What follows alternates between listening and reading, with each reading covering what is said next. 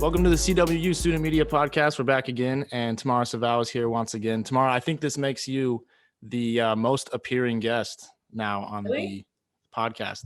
I think Cassius had you beat before, but now I think it's you.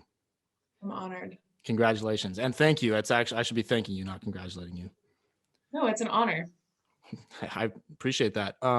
So I asked you because you actually had a really, really great story this week. It was really interesting about the football team. Can you enlighten us a little bit on that? Yeah, so pretty much kind of around the Montana game, like when that happened, I started seeing tweets that key players were transferring or entering the NCAA transfer portal. And so I was like, okay, weird. And then I kind of dug deeper and realized that this isn't really something that usually happens for the Central team, according to Coach Fisk. So I kind of just wanted to cover it. And, you know, when you're losing key players like our quarterback, Christian Moore, Tyson Rainwater, Michael Roots, an amazing running back who puts up crazy numbers, then it's definitely like story worthy. So I interviewed Coach Fisk, I interviewed Christian Moore, I interviewed a couple key players who are coming back next quarter, but I don't know, the interviews were pretty spicy. It did seem like a story that you could have packed a lot more into if you had the time. I'll give you that one. Like, I just didn't have, I know it's so hard because I already went like 25 seconds over my time limit. And I was like, shoot, but there's so much. They actually attached the full interviews below because just the way that these guys departed, some were on good terms. So like Christian Moore, when he left, it was because of internal issues with the coaching staff. So, you know, coming from his side, he had some spicy quotes to give me, and then so did Coach Fisk. And they just, I think, were still in the heat of like their emotions and stuff. So I don't know. I haven't attached the interviews yet, but I have a lot of people requesting me to. When you say this doesn't happen often, you mean key players transferring out? Yeah, so when I asked Coach Fisk, he was just saying like the NCAA has kind of allowed and made it more easier and acceptable for players to enter the transfer portal, just to try to play up a division and kind of expose themselves. You know, it's like really hard with COVID right now, and like we're not getting many games in. So yeah, he was like, we're really surprised this didn't happen. They knew that one of them was going to enter the transfer portal, but I guess the other two were surprised. Do you think the first one kind of triggered the other two? Because those guys seem pretty tight. Like aren't they like best friends? I don't know what their like personal friendship status is, but I know they're pretty close. I asked Christian, I said, do you think this was the best decision for all three of you to make? And he said, absolutely. Like, no question what all three of us should be doing. I know they all want to play Division I, and like, why would you not just want to go chase your dreams? So on one side, I'm hearing like, oh, like, we want to go and be better and try to push ourselves to be D1 players. That's fine. Like, that sounds fine. And then on the other end, I hear, oh, like, they let down their team, they let down their coaching staff, they let down Central by leaving. And so it was just really hard because like I had to report and be really neutral about it. Well, yeah, this is one of those stories that like there's more than two sides to every story. And this one seems like there's all kinds of different perspectives. And this is the kind of thing that tests you, man. So I think, you know, this was a bold story to take. And it couldn't have been easy. No, when I was preparing to interview Coach Fisk, I got an email from the athletic director of communications or whoever you go through to interview people in the athletic department. And he said, do not ask Coach Fisk about the transfers. He doesn't want to talk about it. And I was like, okay. And so we get to the interview and I asked him straightforward. I was like, why would I not? That's good journalism. If they tell you not to, you definitely should. Yeah, what? I was like, okay, like I won't. And then just to get the interview and like, I'm going to ask the questions. If he didn't want to answer, he wouldn't have, but he did. He gave me pretty good quotes. And I think that he was throwing some shade at people, but also just trying to be professional and respectful at the same time. So. Well, you know, in 2019, the student media staged a protest about a similar issue that the athletic department was asking us not to ask certain things, not to speak with certain people. send questions beforehand, just completely unjournalistic practices. So we staged a protest, and this seems like a continuation of the same problems we were having 2 years ago. And it hasn't been quite 2 years yet, I don't think, but that's the kind of thing we were protesting against back then. And that was before. I remember that. Yeah, that was before, the COVID-19 quarantine and everything happened. But how much do you think that the COVID situation impacted the choice that these players made, or if at all? Well, so when I asked Christian, okay, there's kind of two parts to that question. First of all, I was only able to speak with Christian. Michael Roots declined an interview, which is fine. That's totally his choice. But the Athletics actually wouldn't let me talk to Tyson at all. I don't know why. Nobody knows why. So I wasn't able to talk to him. So out of all three transfers, I talked to just one. And Christian was because, well, it had nothing to do with COVID. It was all like coaching problems that he had been seeing throughout the last year, just red flags coming up. The other two, I think they just really want to just try to play D1. And, this is just me, my assumptions, like journalism aside, because I didn't talk to them. So these aren't facts. These aren't coming from them. Yeah. I think they just wanted to challenge themselves. Like their numbers are crazy. What they do for the school is crazy. They're amazing players. So why would you not want to push yourself if you have those years of eligibility left? Absolutely. How many years are they dealing? 2 years? Because were they granted one for last year, or because they did a partial season, right? Yeah, it wasn't even like a season. They literally just had like one game in the spring. I'm not sure. I think each of them have like different amounts of years left. I think it's like 2 though. But I don't know. It's crazy. And then like I just saw yesterday or 2 days ago that Darius Carlson, who is a defensive back for Central, also entered the transfer portal. Wow. But yeah.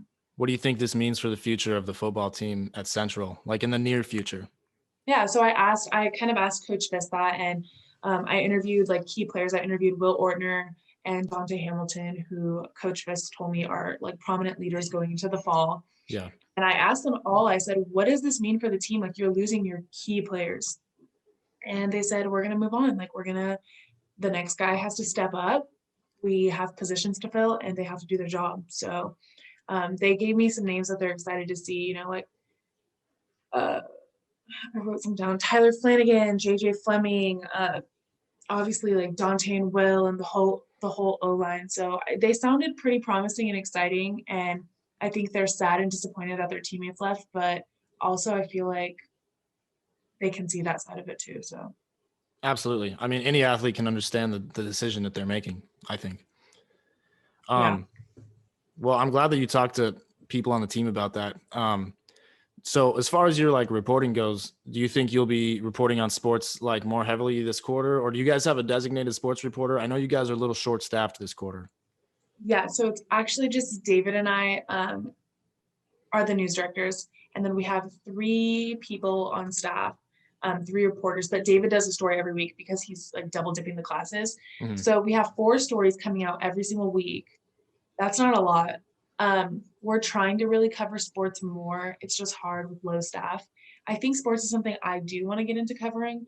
It's just not really happening in the next coming weeks. So. Yeah, well, that's okay. I mean, if this story really, I didn't know that this was happening, and you did an excellent job covering it. So, I mean, I would encourage you to keep reporting on sports because, really, definitely. And yeah, I think you did a fantastic job with this story. And I'm sure there's going to be follow-up, depending on what happens if these guys get, picked up by anybody from the transfer portal, so keep us posted, man, because this kind of hit me by surprise. Well, thanks. I appreciate it. Yeah, of course. So with the short staffing of Newswatch this quarter, what kind of challenges you guys see? I guess it's kind of it's been more than just this quarter, obviously. But what kind of challenges are you guys facing with just a few rookies to teach and just a couple of you guys on the leadership staff? I think David and I make a pretty good team. I think that we think really alike and we flow together. We spend a lot of off time just putting together like different handbooks and different PowerPoints to really walk these rookies through exactly how to navigate through Central Newswatch. I think that's what we're most proud of. Some challenges? Honestly, this quarter, there hasn't been too many other than there's just not enough reporters to report on the amount of stories we want to actually tell. Last quarter was harder because I was on the west side, so it was hard for David and I to kind of like correspond with each other time-wise, like physically, all that stuff. But now that I'm here in Ellensburg, all of our reporters are in Ellensburg. David's in Ellensburg, so we've actually had like meetings in person with all of us, and David and I have gotten together, and I don't know, it just makes it easier. I feel like it's like actually going smoother this quarter than it was last quarter. That's really good. That's really good to hear. And then what do you guys have any indication of when you'll be able to get back in the studio doing like broadcasts on the local television network, or is that still up in the air? So that's actually really funny that you said that, because David and I went to war to try to get into the studio at the beginning of this quarter, and it was working at first. Him and I and Terry actually met in the studio, kind of walked through everything, turned on the cameras, turned on the lights, set up the table, flipped through the TV board, kind of messed around with things just to see how it was.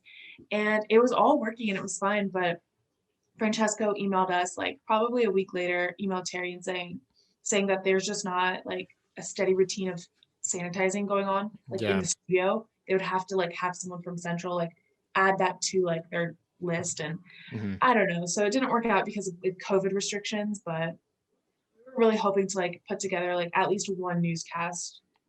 Well, that would be good. I mean, but I understand if it doesn't come together as well. I really need to get into that studio because my table is still in there. And the last thing I think that was officially shot in there was like the third student media podcast. And last I heard from like last quarter, Maddie told me that the table was still sitting there exactly how we left it. Like it had been a year, like untouched. And that's actually my friend's table. So I really need to go get that. Your podcast table? Yeah. The one that we used for the podcast was actually our beer pong table from my house. So I really need to get that because it actually doesn't belong to me. And I keep forgetting that it's even in there. When I went back in, there was no table set up.